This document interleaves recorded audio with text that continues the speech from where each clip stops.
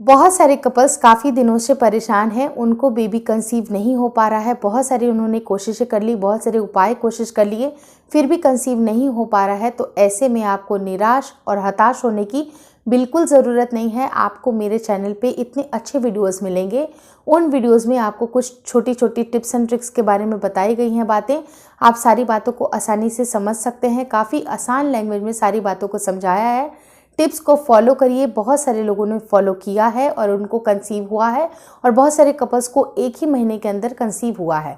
तो इसी विश्वास के साथ आप सारे टिप्स एंड ट्रिक्स को फॉलो करिए, वीडियोस को देखिए और आपका भी कंसीव होगा। इसी उम्मीद के साथ ये वीडियो स्टार्ट करती हूँ। नमस्कार दोस्तों, मेरा नाम हर्षिता वर्मा है और आपका मेरे चैनल ट्विंस माय वर्ल्ड पे स्वागत है। अगर आप मेरे चैनल पे पहली बार आए हैं तो मैं आपसे यही रिक्वेस्ट करूंगी कि चैनल को ज़रूर सब्सक्राइब कर ले। अगर आपने इसे ऑलरेडी सब्सक्राइब कर लिया है तो उसके लिए दिल से थैंक यू सो मच।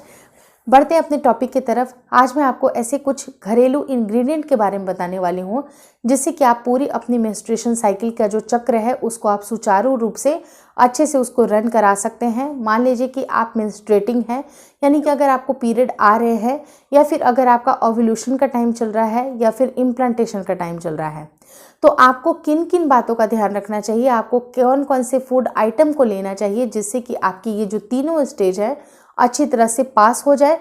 और आपका अगर पीरियड भी आ रहा है तो पीरियड का ब्लड काफ़ी खुल के आए। और अगर आप ओव्यूलेट कर रही हैं, अगर आपके शरीर से अंडा निकलने वाला है, उस टाइम पे आपको किन किन बातों का ध्यान रखना चाहिए, किन फूड आइटम को खाना चाहिए जिससे कि आपके अंडे की क्वालिटी भी अच्छी होगी, अंडा अच्छा रिलीज़ होगा। और अगर आपका अंडा रिलीज़ हो गया, इम्प्लांटेशन की जब बारी आती है तो इम्प्लांटेशन के टाइम पे आपको कौन से फूड आइटम को लेना चाहिए जिससे कि आपका इम्प्लांटेशन अच्छी तरीके से, आपके गर्भाशय की जो दीवारें होती हैं, दीवार पे इम्प्लांटेशन अच्छी तरह से हो जाए, गर्भ आपका पूरी तरह से ठहर जाए। तो सबसे नंबर 1 जो चीज़ आती है, आपके पीरियड स्टार्ट होने के बाद से आपको अजवाइन का पानी या फिर अदरक का पानी आपको नियमित रूप से लेना है। ये जो 4 से 5 दिन होता है उस समय आपको इसकी चाय बनाकर पीनी है। अब पीने की विधि क्या होनी चाहिए कि सुबह का जो ब्रेकफास्ट होता है आप ब्रेकफास्ट कर लीजिए।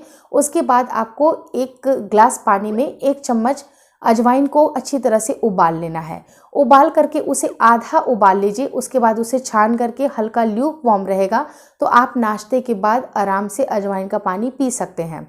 सेम उसी तरह से आपको अदरक भी ऐसे ही करना है। 1 ग्लास पानी में आपको 1 इंच अदरक का टुकड़ा ग्रेट करके आपको उसे उबलने के लिए छोड़ना है। और फिर जब पानी आधा रह जाए उसे आप सिप सिप करके ल्यूक वार्म करके आप उसे पी सकते हैं। ये चीज़ें आप 2 टाइम रिपीट कर सकते हैं, एक ब्रेकफास्ट के बाद, दूसरा आपको इवनिंग स्नैक के टाइम पे आप ये इसका चाय का सेवन कर सकती हैं।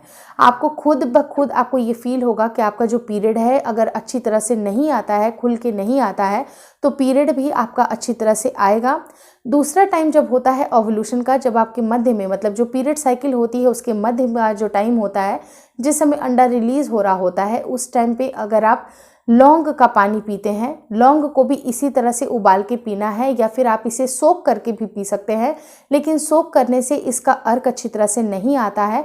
आपको 3 से 4 लौंग आपको 1 ग्लास पानी में अच्छी तरह से उबाल के इसे ठंडा करके आप हल्का सा ल्यूक वार्म ही रख सकते हैं। उसके बाद आप सिप सिप करके आप ब्रेकफास्ट के बाद और इवनिंग के टाइम पे भी आप इसे पी सकते हैं। लेकिन बहुत सारी महिलाओं की जो इनकी बॉडी हीटेड होती है, उनको काफ़ी ज़्यादा गर्मी महसूस होती है अंदर से, उनको सौंफ का पानी उनके लिए काफ़ी ज़्यादा सूटेबल होगा। अब ये सौंफ का भी पानी इसी तरह से बनाना है, लेकिन इसे उबालने की बजाय आप इसे ओवरनाइट सोक करके रख दीजिए। अगर आप इसे फूलने के लिए 1 रात पहले ही छोड़ते हैं, उससे जितने भी सौंफ का जो अर्क है, या फिर आप सौंफ का सिंपली आप शरबत बना के भी पी सकते हैं। इससे आपकी ओव्यूलेशन की प्रक्रिया अच्छी होती है, अंडे की क्वालिटी अच्छी बनती है, और अंडे की क्वालिटी अच्छी बनेगी तो ज़्यादा चांसेस ये बनेंगे कि इसी महीने आपका गर्भधारण हो जाए। थर्ड जो प्रोसेस होती है वो होती है इम्प्लांटेशन की, यानी कि जो गर्भाशय की दीवार के ऊपर जब ये बच्चा चिपकने के लिए जाता है, जो जाइगोट चिपकने के लिए जाता है, उसे हम लोग इम्प्लांटेशन बोलते हैं। इस टाइम पे अगर आप बीटरूट का सेवन करती हैं, अनार का ज़्यादातर सेवन करती हैं, या फिर आप डेयरी प्रोडक्ट्स का सेवन करती हैं जिसमें कि हाई प्रोटीन की मात्रा होती है, उससे आपके इम्प्लांटेशन को सस्टेन करने के लिए काफ़ी ज़्यादा मदद मिलती है। क्योंकि इस टाइम पे आपके प्रोजेस्टेरॉन की जो वैल्यू होती है वो बढ़नी चाहिए, और प्रोजेस्टेरॉन की मात्रा अगर अच्छी रहेगी तो आपका इम्प्लांटेशन भी सक्सेसफुल हो सकता है।